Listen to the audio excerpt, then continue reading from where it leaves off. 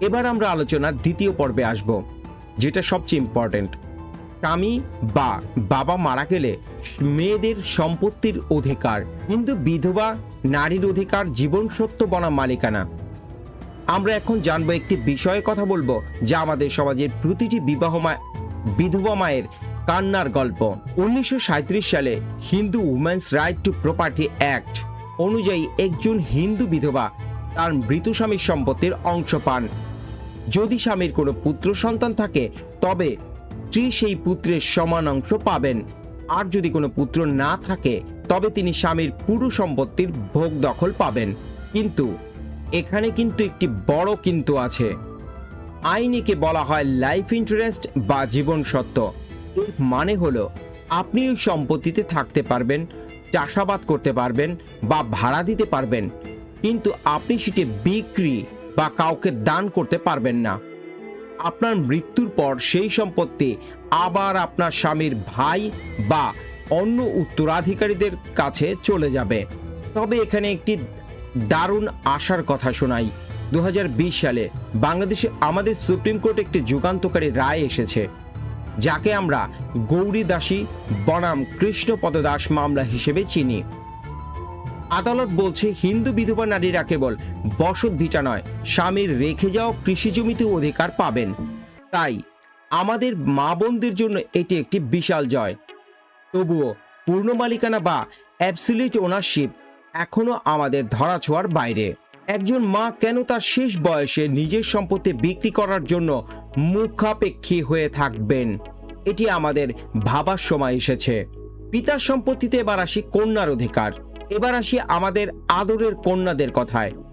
শাস্ত্রীয় দায়ভাগ আইন অনুযায়ী বাংলাদেশের হিন্দু কন্যারা পিতার সম্পত্তির উত্তরাধিকার হন অত্যন্ত কঠিন কিছু শর্তে। আইন বলছে কন্যারা কেবল তখনই সম্পত্তির অংশ পাবেন যদি তাদের পুত্র সন্তান থাকে বা পুত্র সন্তান হওয়ার সম্ভাবনা থাকে। একে বলা হয় পুত্রবতী কন্যা।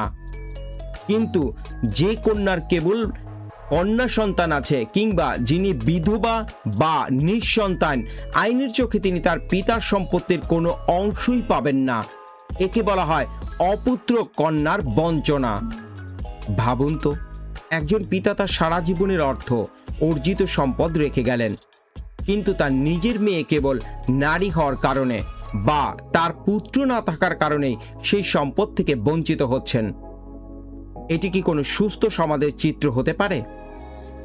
আমাদের সংবিধান যেখানে নারী পুরুষের সমান অধিকারের কথা বলছে, সেখানে ব্যক্তিগত আইনের এই বৈষম্য কন্যাদের অসহায় করতে তুলেছে। অনেক সময় দেখা যায় ভাইয়েরা বা আত্মীয়রা এই আইনের সুযোগ নিয়ে বোনকে পৈতৃক ভিটা থেকে উচ্ছেদ করে দেয়। এই দৃশ্য কি আমাদের চারপাশে আমরা প্রতিনিয়তই দেখছি না? বাংলাদেশ বনাম ভারত আইনের একটি তুলনামূলক আমি চিত্র তুলে ধরি।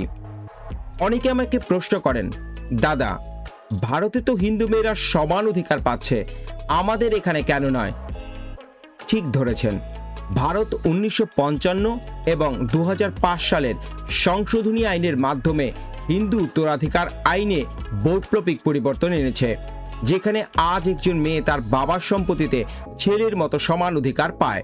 সেখানে বিধবা নারী তার স্বামীর সম্পত্তির পূর্ণ মালিক অর্থাৎ অ্যাবসলিউট ওনার হয়। তারা প্রথাগত আইনের ঊর্ধ্বে উঠে আধুনিক নাগরিক সমাজ গ্রহণ করেছে।